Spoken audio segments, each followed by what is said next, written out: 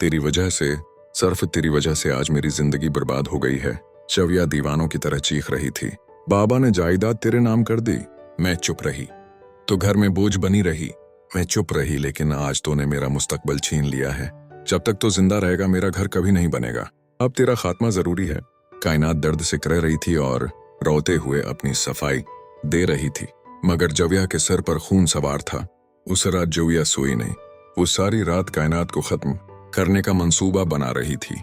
अगली सुबह सूरज निकलते ही जविया का अंदाज 0033 बिल्कुल बदल चुकी थी। उसके चेहरे पर गुस्से की जगह एक अजीब सी मसनूई मिठास थी। वो कायनात के पास आई जो रात के तशद्दुद की वजह से डरी हुई बैठी थी। जविया ने मगरमच्छ के आंसू बहाते हुए कहा, कायनात मेरी बहन, मुझे माफ कर दो। कल मेरा रिश्ता टूटने के गम में मैं होश में नहीं थी। मैं बहक गई थी। बाबा ने मुड़ते वक्त कहा था कि तेरा ख्याल रखूं, और देखो मैंने तुम्हारे साथ किया क्या। मैं बहुत शर्मिंदा हूं। आओ आज हम दोनों बहनें पुरानी बातें भूल कर कहीं बाहर चलते हैं। गांव के पास वाले जंगल में जो आबशार और तालाब है, वहां जाकर दिल बहलाने की कोशिश करते हैं। मासूम और सादा दिल कायनात अपनी बहन की इस तब्दीली को देखकर हैरान तो हुई, मगर उसका दिल इतना साफ था कि उसने फौरन यकीन कर लिया और खुश हो गई कि शुक्रिया अदा किया कि अप्पा का गुस्सा ठंडा हो गया। वो नहीं जानती थी कि ये मोहब्बत नहीं बल्कि मौत का पैगाम है। दोनों बहनें घर से निकलें और जंगल के रास्ते पर चल पड़ें। ज़ोया उसे बातों में मसरूफ रखकर गांव से काफी दूर उस वीरान जगह ले गई जहां एक गहरा तालाब था, जिसे लोग खून वाला तालाब भी कहते थे क्योंकि वहां पानी बहुत गहरा था। किनारे पर पहुंचकर ज़ोया ने कहा, देखो कायनात, पानी में कितनी प्यारी मछलियां हैं। थोड़ा झुककर देखो तो सही।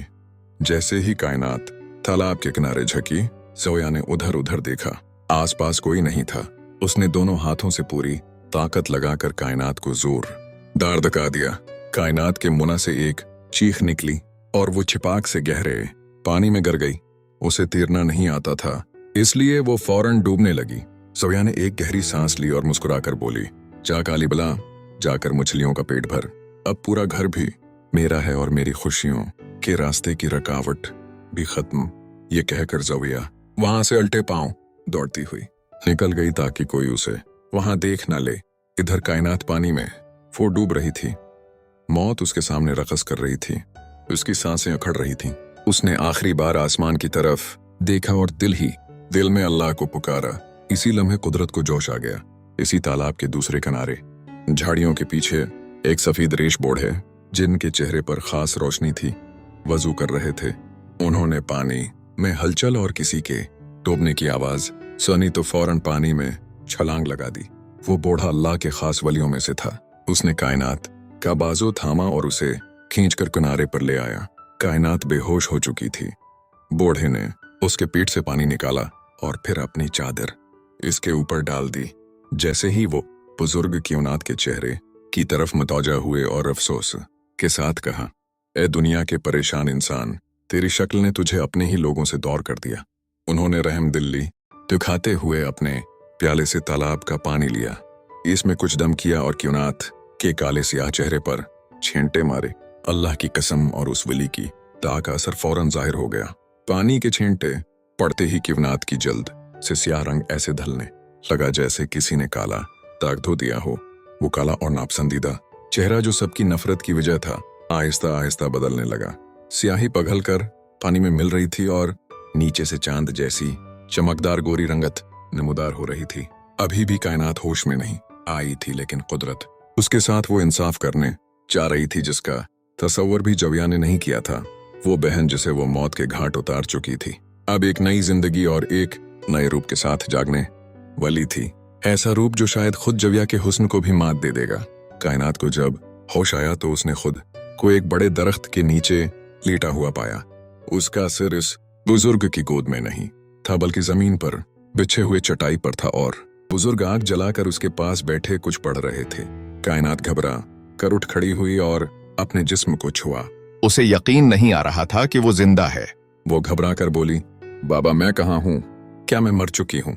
बुजुर्ग ने शफकत से उसके सर पर हाथ फेरते हुए गहरी और मानिखीज मुस्कुराहट के साथ कहा, नहीं बेटी, तुम मरी नहीं हो, बल्कि तुमने आज एक नया जन्म लिया है। अल्लाह ने तुम्हें नई जिंदगी दी है ताकि तुम दुनिया को दिखा सको कि जिसे वो हकीर समझते थे वो दरहकीकत क्या है। कायनात हैरत से अपने हाथों की तरफ देखने लगी और अचानक चीख निकली। वो हाथ जो कभी कोयले की तरह काले और खरदरे थे अब चांद की तरह सफेद और रेशम की तरह नरम हो गए थे। वो दौड़ती हुई तालाब के किनारे गई और पानी में अपना अक्स देखा। उसे अपनी आंखों पर यकीन नहीं आया। पानी में जो चेहरा नजर आ रहा था वो किसी परी से कम नहीं था। रोशन आंखें और गुलाब की पनखड़ियों जैसे होंठ। वो अपनी बहन सव्या से खूबसूरती मैं कहीं आगे निकल चुकी थी। खुशी और हैरत के मिले जुले जज्बात के साथ वो रोने लगी और बुजुर्ग के कदमों में गिर पड़ी। बाबा ये सब क्या है, मैं ऐसा कैसे हो गई। तब बुजुर्ग ने वो राज खोला जिसने कायनात के पैरों तले से नींद निकाल दी। बुजुर्ग ने कहा, बेटी गौर से सुनो, तुम पैदाइशी काले नहीं थी और न ही कुदरत ने तुम्हें बदसूरत बनाया था।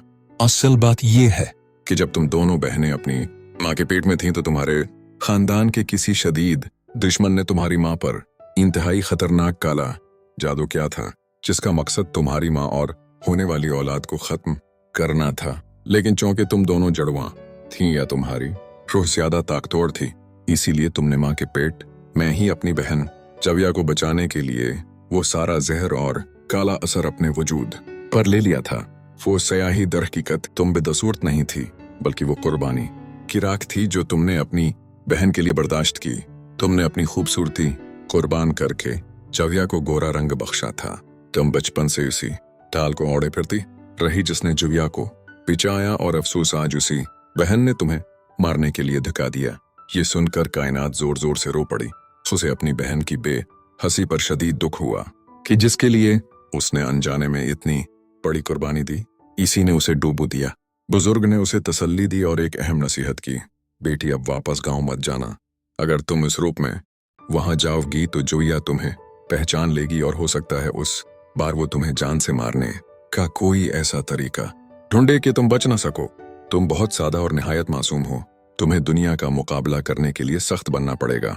जुविया जैसी चालाक औरत से निपटने के लिए तुम्हें ताकत और अक्ल दोनों की जरूरत है। बुजुर्ग ने अपनी झोली से एक पर्ची निकाली और कायनात को देते हुए कहा, शहर में मेरी एक मन्ना बोली बेटी रहती है जो एक बड़े फलाही इदारे और फैशन की दुनिया की मालिक है। वो बहुत नेक औरत है मगर बे औलाद है। तुम उसके पास जाओ, मैं उसे पैगाम भिजवा दूंगा। वो तुम्हें अपनी बेटी की तरह रखेगी।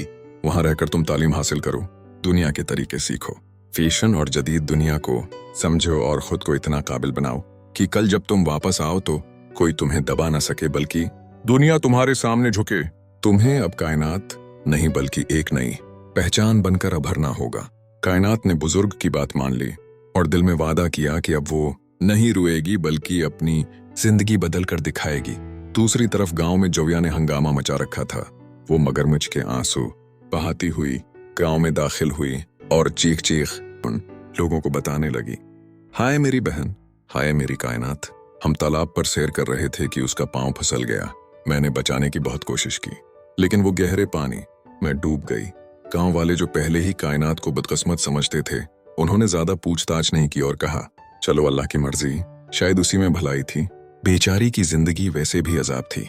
सव्या ने दिल ही दिल में जश्न मनाया। अब पूरा घर, जमीनें और जायदाद बगैर उसके किसी और की थी। उसने सोचा कि अब वो इस जायदाद को बेच कर शहर जाएगी और ऐश करेगी। उसे खबर ही नहीं थी कि जिसे वो मुर्दा समझ रही थी कर छोड़ आई है वो जिंदा है और एक ऐसे तूफान की तरह वापस आएगी जो जुविया का सब कुछ बहा ले जाएगा। कायनात ने शहर जाने वाली बस पकड़ी। जब वो खिड़की वाली सीट पर बैठी तो उसने आखिरी बार अपने गांव की तरफ देखा। उसकी आंखों में अब आंसू नहीं थे बल्कि एक इज़्म था। वो एक सीधी सादी गांव की लड़की के तौर पर जा रही थी लेकिन उसका इरादा एक बख्तियार तालीम याफ्ता और जदीद ऑफिसर बनकर वापस आने का था।